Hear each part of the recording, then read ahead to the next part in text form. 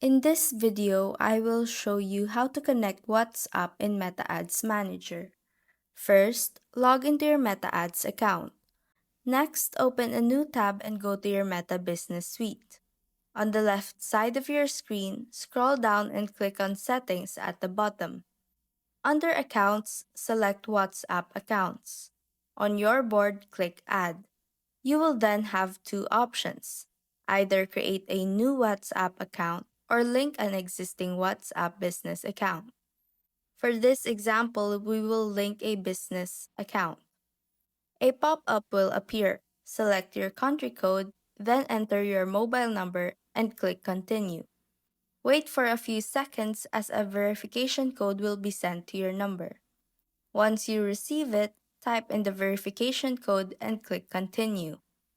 After that, you will see a confirmation that your WhatsApp business account is now successfully linked to Meta Ads Manager. And that's how to connect WhatsApp in Meta Ads Manager.